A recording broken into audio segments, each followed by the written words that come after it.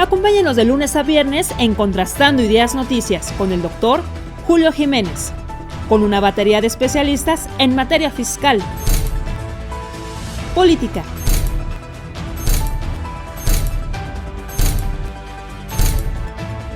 economía, finanzas, justicia, deportes y espectáculos. Acompáñenos a las 22 horas, tiempo del centro. Muy buenas tardes, gracias por acompañarnos en los contrastes de la justicia fiscal, los contrastes de la reforma que en materia laboral, en materia de contratación, desde el 2021 ha generado polémica, ha generado preocupación, ha generado debate.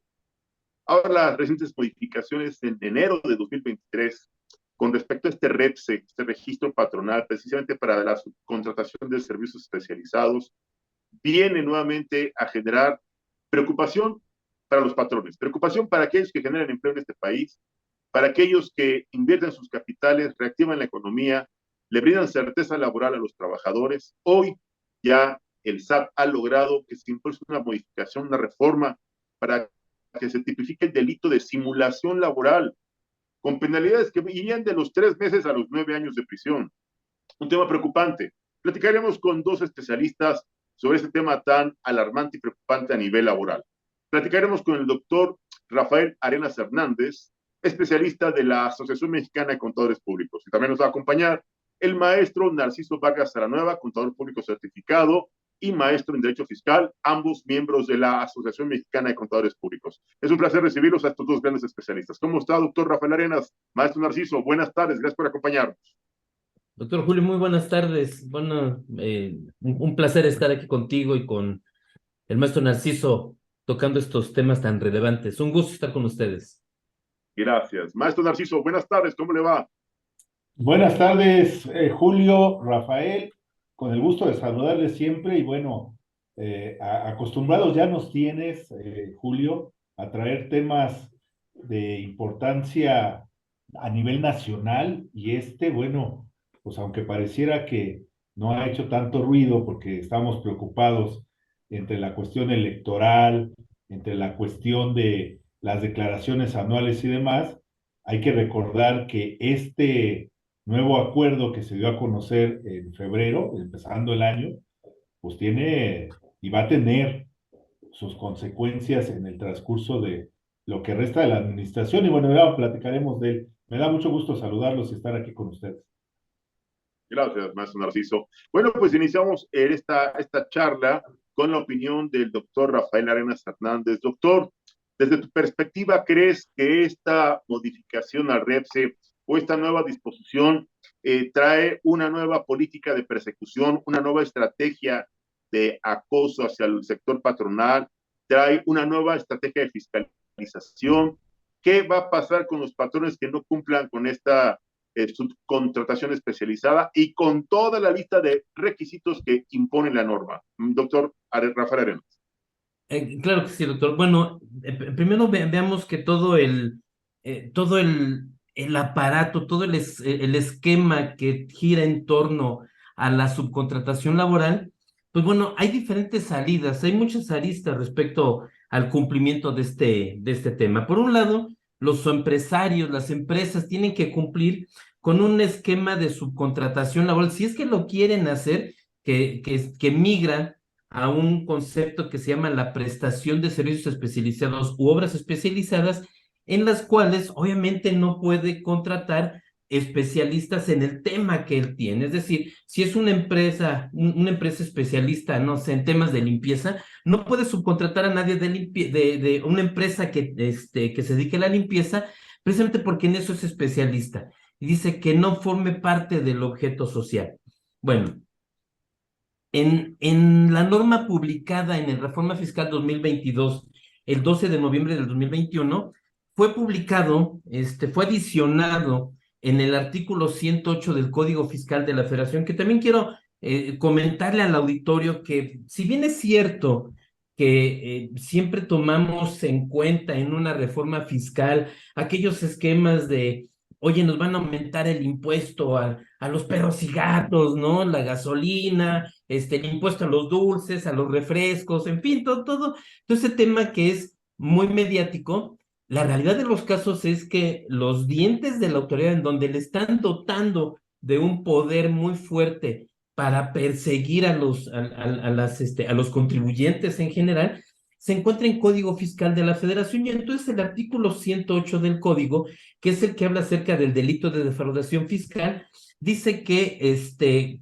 primero me tipifica que es este delito, que es quien con uso de engaños o Claro. aprovechamiento de errores omite total o parcialmente el pago de una contribución. Y entonces menciona que va a ser un delito calificado, dice, simular la prestación de servicios profesionales independientes, a que se refiere el título cuarto, capítulo segundo, es decir, las personas físicas que se encuentran en materia de el reciclo, ¿no? Las personas físicas que están en reciclo, que dice, si tú me simulas una relación laboral y migras a tu personal a que se vayan a reciclo, pero siguen siendo trabajadores, tú les estás afectando allí en el término de ciertas prestaciones laborales. Sin embargo, yo sí quiero ser enfático en una opinión muy personal respecto de qué es este régimen simplificado de confianza, que es el que migran para efectos de una opción de los ingresos por actividades empresariales y profesionales en las personas físicas. Hay una tasa efectiva de impuestos del 2.5% si yo tengo ingresos de 3,5 millones anuales, ¿vale? Entonces, la tasa efectiva de impuestos bajo este esquema es altamente, no quiero decir recomendable, sino obviamente no hay una persona que no quiera pagar un impuesto muy adecuado, una tasa de impuestos sumamente bajo por un ingreso de 3,5 millones. Una persona física por sueldos y salarios que gana 3,5 millones, le retienen cerca de 1 millón de pesos. Cuando una persona en reciclo de 3,5 millones termina pagando cerca de 85,000 pesos de impuestos. Entonces, ya te podrás imaginar, ¿sí?, los beneficios económicos en materia tributaria que da este régimen simplificado de confianza. De tal manera Claro. que dice la autoridad en el 108, oye, es que yo no quiero que hagan eso. Los trabajadores que están en sueldos y salarios y los trabajadores que se encuentran en un esquema de subcontratación laboral. Y eso te lo voy a castigar, te lo quiero castigar como un delito de defraudación fiscal, además calificado. ¿Y qué es el calificado? Pues obviamente cuando es con premeditación, alevosía y ventaja, ¿sí? Entonces, lo encuadra en una norma penal bastante delicada, ¿sí?, en el cual va a exigir que aquellos contribuyentes, aquellas personas físicas que se encuentren en el capítulo de sueldos y salarios, que sigan pagando un impuesto a una tasa muy elevada, siendo que deberían de hacer realmente un análisis respecto de esas tasas efectivas de impuestos que pagan las personas físicas. Son muy elevadas y por supuesto, para algunas personas les es más atractivo migrar a este tipo de esquema y que además es un esquema pues conveniente para las personas físicas. Claro. Quiero preguntarle al maestro Narciso Vargas Salanueva sobre este nuevo esquema, esta nueva política de persecución. Iniciarán ya algunas estrategias, algunos proyectos de fiscalización, habrá visitas, habrá ya verificaciones en los domicilios laborales. ¿Cómo van a implementar esta nueva modalidad de supervisión para que se cumpla con todos y cada uno de los requisitos del REPSE, maestro Narciso Vargas? Sí, doctor, con mucho gusto. Mira, en lo particular, yo opino que si bien es cierto que de repente vemos como una agresión los programas que se anuncian eh, o las políticas que se implementan a efecto de cuidar la conducta del patrón o del contribuyente en este caso, y en algún Claro. punto en la misma persona cae en las dos categorías, la realidad es que lo que yo veo es una evolución del sistema de supervisión por parte de la autoridad. Quiero dejar a salvo, desde luego, el hecho de que, por supuesto, sabemos que existen malas prácticas, sabemos que existen abusos de autoridad por algunas personas, Sin embargo, siendo objetivos y dejando de lado este renglón que no es menor, por supuesto, y que lastima mucho a la sociedad mexicana,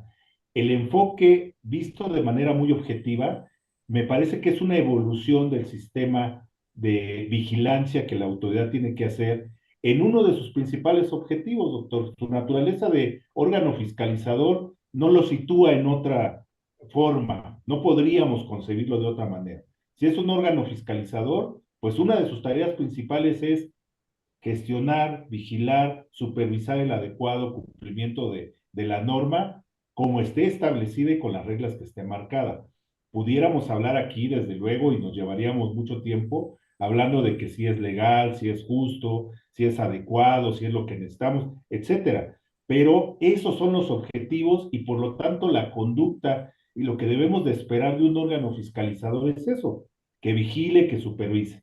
Hablando en materia ya de trabajo, hablando de lo que la Secretaría de Trabajo anunció hace menos de un mes, que es este programa con el cual piensa que va a lograr que el patrón, perdóname, el patrón dé cumplimiento a la norma.